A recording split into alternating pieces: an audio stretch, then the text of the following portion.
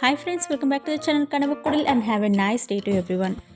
ஹெல்த்தியான லைஃப் ஸ்டைலை லீட் பண்ணணும் அப்படின்னு நினைக்கிற எல்லாருமே முதல்ல செய்யக்கூடிய விஷயம் அந்த சுகரை கட் பண்ணுறது தான்.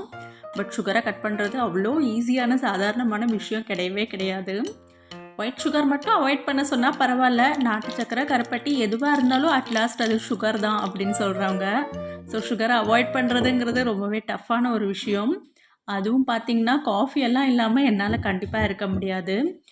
வித்தவுட் சுகர் நீங்கள் காஃபி எடுத்துக்கோங்கன்னு நிறையா பேர் சொல்லுவாங்க. பட் வித்தவுட் சுகர் அந்த காஃபி குடிக்கிறதுக்கு குடிக்காமலே இருந்துட்டு போயிடலாமே. அட்லீஸ்ட் ஒரு ஹாஃப் கஃபாச்சும் ஒரு நாளைக்கு காஃபி குடித்தாதாங்க எனக்கு சமாதானமாக இருக்குது. முடிஞ்ச அளவுக்கு சுகரை அவாய்ட் பண்ணிகிட்டு இருக்கோம். Pastries, cakes, cream items, biscuits இந்த மாதிரி சாப்பிட்றதெல்லாம் மோஸ்ட்லி அவாய்ட் பண்ணியாச்சு. நீங்கள் இந்த சுகரை அவாய்ட் பண்ணுறதுக்கு என்னெல்லாம் டிப்ஸ் அண்ட் ட்ரிக்ஸ் யூஸ் பண்ணியிருக்கீங்க அப்படின்னு கமெண்ட்ஸில் போடுங்க. பார்க்குற எல்லாருக்குமே யூஸ்ஃபுல்லாக இருக்கும்.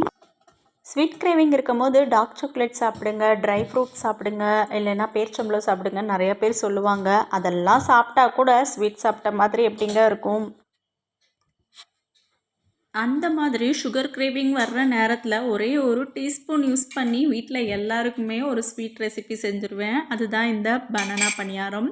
ரொம்பவே டேஸ்ட்டாக இருக்கும், சூப்பராக இருக்கும். நீங்களும் கண்டிப்பாக ஒரு வாட்டி ட்ரை பண்ணி பாருங்கள். இந்த ரெசிபி வந்து ரொம்ப ரொம்ப ஈஸி, இன்ஸ்டண்ட்டாக குவிக்காக ஒரு 10-15 மினிட்ஸ்லேயே செஞ்சு முடிச்சிடலாம். வீட்டுக்கு யாரானா கெஸ்ட் வர போகிறாங்க அப்படின்னா குவிக்காக ஒரு 10-15 மினிட்ஸில் ப்ரிப்பேர் பண்ணிடலாம். அது மட்டும் இல்லை, குழந்தைங்களுக்கு லஞ்சாவோ ஸ்நாக்ஸாவோ கூட இதை நம்ம கொடுத்து விடலாம். பனானா இருக்கிறதுனால ரொம்பவே ஃபில்லிங்காக இருக்கும். இதுக்கு தேவையான இன்க்ரீடியன்ட்ஸும் பார்த்திங்கன்னா பேசிக்காக வீட்டில் ரெகுலராக இருக்கக்கூடிய சில இன்க்ரீடியன்ட்ஸ் தான்.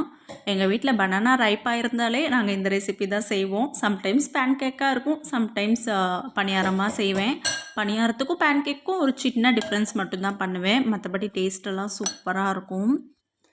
ரெசிபி வந்து ரொம்ப ரொம்ப சிம்பிளுங்க. உங்கள் வீட்டில் ரைப்பான பனானா இருக்குன்னா எடுத்துக்கோங்க, நல்லா மேஷ் பண்ணிவிடுங்க. கூட ஒரே ஒரு டீஸ்பூன் மட்டும் நாட்டு சக்கரை ஆட் பண்ணிக்கோங்க அண்ட் 2 டேபிள் ஸ்பூன் அளவுக்கு ரவை சேர்த்துக்கோங்க. இது எல்லாத்தையும் மிக்ஸ் பண்ணி ரவை சேர்த்துருக்கிறதுனால ஒரு 5 மினிட்ஸ் அந்த வாழைப்பழத்துலேயே அந்த ரவை ஊறட்டும். இது கூடவே ஒரு டேபிள் ஸ்பூன் அளவுக்கு அரிசி மாவு ஆட் பண்ணிக்கோங்க. அரிசி மாவு வந்து கம்ப்ளீட்லி ஆப்ஷனல், நீங்கள் சேர்க்கலைனாலும் பரவாயில்ல. என்கிட்ட இருந்ததுனால நான் ஆட் பண்ணிக்கிட்டேன். அதுக்கப்புறமா இதுக்கு 2 கப் அளவுக்கு கோதுமை மாவு எடுத்திருக்கேன். கோதுமை மாவையும் சேர்த்து நல்லா மிக்ஸ் பண்ணுங்கள். கோதுமை மாவு எந்த அளவுக்கு சேர்க்கணும் அப்படின்னா, இந்த மாதிரி நீங்கள் அந்த பனானாவோட அந்த கோதுமை மாவு மிக்ஸ் பண்ணும் போது இந்த கன்சிஸ்டன்சியில் இருக்கணும். அந்த அளவுக்கு மட்டும் மாவு சேர்த்துக்கோங்க, எக்ஸ்ட்ரா மாவு சேர்க்க வேண்டாம். லைக் எப்படி இருக்கணும்னா, அந்த பனானாவும் அந்த கோதுமை மாவு மிக்ஸும் சேர்க்கும்போது இந்த மாதிரி அல்வா கன்சிஸ்டன்சியில் வரணும். அந்தளவுக்கு மட்டும் மாவு சேர்த்துக்கோங்க, அதிகமாக மாவு சேர்த்துறாதீங்க. ஏன்னா நம்ம இதில் முழுக்க முழுக்க பனானாவோட ஸ்வீட்னஸில் தான் செய்கிறோம். ஸோ அதிகமாக மாவு சேர்க்கும்போது நம்மளுக்கு அந்த ஸ்வீட்னஸ் பேலன்ஸ் ஆகாது, டேஸ்ட்டுமே நல்லா இருக்காது. இது கூடவே இந்த ஸ்வீட்னஸை பேலன்ஸ் பண்ணுறதுக்காக ஒரு பிஞ்ச் அளவுக்கு சால்ட் சேர்த்துருக்கேன். பாருங்கள், இந்த கன்சிஸ்டன்சியில் இருக்கணும் உங்களோட பேட்டர் கோதுமை மாவை ஆட் பண்ணதுக்கு அப்புறமா. இது கூடவே காய்ச்சி ஆற வச்ச பால் ஆட் பண்ணிக்கோங்க.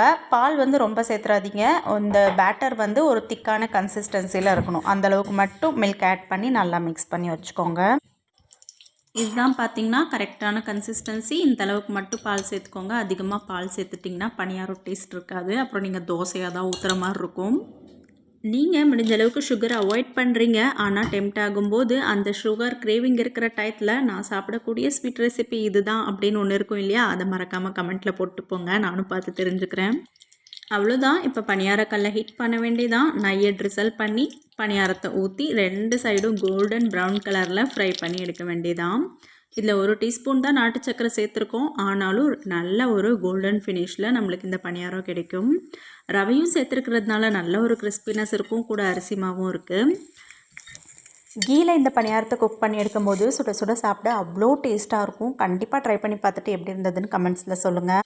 பேன் கேக்கு இதே ப்ரொசீஜர் தான், ஒரு சின்ன டிஃப்ரென்ஸ். ரவையும் அரிசி மாவும் ஆட் பண்ணக்கூடாது. அதுக்கப்புறமா பேட்டர் ரெடி ஆனதுக்கப்புறம் நீங்கள் பேன் கேக் ஊற்றுற அந்த டயத்தில் ஒரு pinch of baking soda add பண்ணிக்கோங்க. ஆட் பண்ணிவிட்டு நீங்கள் பேன் கேக் மாதிரி ஊற்றி எடுத்திங்கன்னா போதும். லோ ஃப்ளேமில் வச்சு குக் பண்ணுங்கள். சூப்பராக இருக்கும். சுட சுட சாப்பிடவும் நல்லாயிருக்கும், ஆறுனதுக்கப்புறமும் நல்லாயிருக்கும். ட்ரை பண்ணி பாருங்கள். பேட்டர் ரெடியானதும் ஒரு வாட்டி டேஸ்ட் பண்ணி பாருங்கள். உங்களுக்கு ஸ்வீட்னஸ் பத்தலைன்னு தோணுச்சுன்னா கொஞ்சமாக நாட்டு சக்கரை எக்ஸ்ட்ராவாக ஆட் பண்ணிக்கோங்க. நான் ஒரு 1/2 டீஸ்பூன் மட்டும் இப்போ எக்ஸ்ட்ராவாக ஆட் பண்ணியிருக்கேன். இதில் 80% வந்து பனானாவோட ஸ்வீட்னஸ் தான். நல்லா ரைப்பான பனானா அப்படின்னா உங்களுக்கு நல்ல ஸ்வீட்னஸ் கொடுக்கும். கூட ஒரு 1.5 டீஸ்பூன் மட்டும்தான் நாட்டு சக்கரை சேர்த்துருக்கோம். பேன் கேக்காக இருந்தால் நீங்கள் ஒரு டீஸ்பூன் ஹனியை கூட மேலே ட்ரிசல் பண்ணிக்கலாம்.